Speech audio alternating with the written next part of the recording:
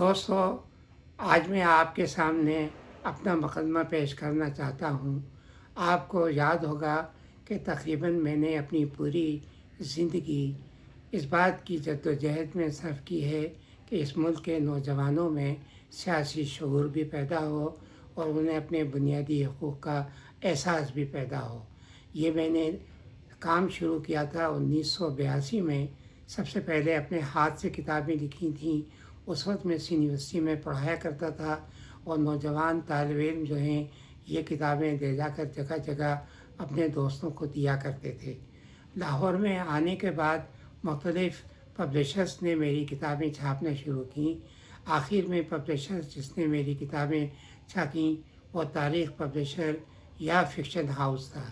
इन्होंने एक मेरे साथ माहिदा किया था कि ये मुझे हर महीने रॉयल्टी की एक रकम देंगे जो हर साल 10% जो है बढ़ाते रहेंगे।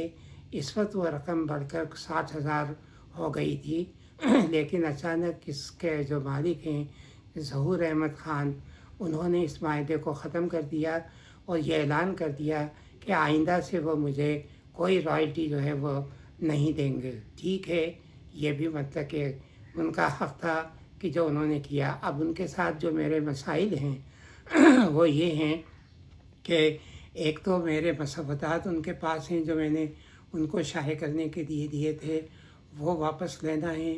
मेरी कुछ किताबें हैं उनके पास, वो वापस लेनी है।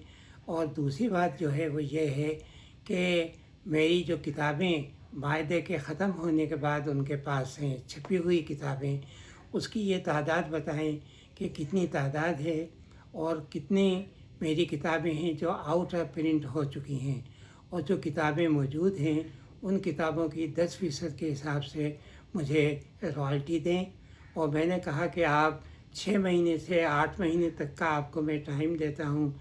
इस वक्त में आप इन किताबों को फ़रोख्त करके आइंदा ना तो मेरी कोई किताबें छापेंगे और ना ही मेरी किताबें आप फ़रोख्त करेंगे। ये मैंने उनके ऊपर पाबंदी लगाई है। इसके अलावा इन्होंने जनवरी और फरवरी में जो इजाफ़ी रकम देना होती थी 6-6 हज़ार, वो नहीं दिए तो 12,000 इनके ऊपर वो बनते हैं। फिर इनके टाइटल्स मेरी बेटी ने बनाए थे 8-10 टाइटल। हम एक टाइटल के अगर 4,000 भी लगाते हैं तो वो टाइटल्स की रकम है वो भी इनको देना चाहिए। अब उसके बदले के अंदर ये मुझे एक तरह से ब्लैकमेल कर रहा है। ब्लैकमेल ये कर रहा है कि मैंने जो आर्टिकल कंपोज कराए थे अपनी किताबों के लिए भी और वैसे भी कि उनके कंपोजिशन की कहता है कि 1 लाख रुपए रकम बनती है। अब पता नहीं कौन सा ऐसा कंपोजिटर है इनका जो बहुत ही महंगी, यानी कोई 40-50 रुपये पर पेज छापता है, क्या करता है। और मेरी दूसरी चीज़ें जो हैं वो भी देने को तैयार नहीं हैं।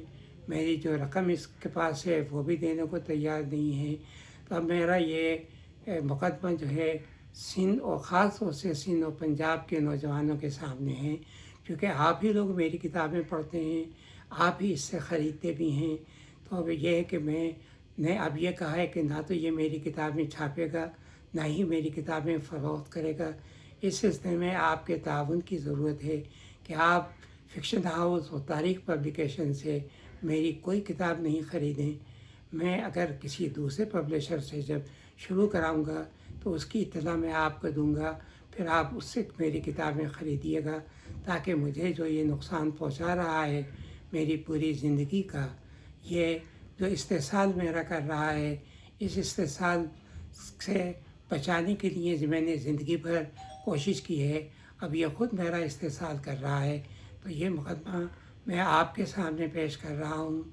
मैं दोस्तों से भी सिंध और बलूचिस्तान के और फिर ख़ास तौर से जनूबी पंजाब के इलाक़ों के नौजवानों से मेरी दरख्वास्त है कि वह मेरे इस मुकदमे को ज़रा गौर से सुनें और देखें। और मैंने जो कुछ भी अब तक पब्लिक के लिए या नौजवानों के लिए जो कुछ भी किया है, ज़रा मैं उसका आपसे कोई मुआवज़ा तो तलब नहीं करता, लेकिन मैं ये ज़रूर कहता हूँ कि मैंने अपनी ज़िंदगी जो सर्फ की है, मतलब कि आप ज़रा उसका हिसाब लगाकर इनके अज़ाब से, ये पब्लिशर के अज़ाब से मुझे बचाएं। और ये जो ब्लैकमेलिंग मुझे कर रहा है اس سے بھی مجھے نجات دلائیں۔ مجھے امید ہے کہ آپ اس میں میرا پورا ساتھ دیں گے۔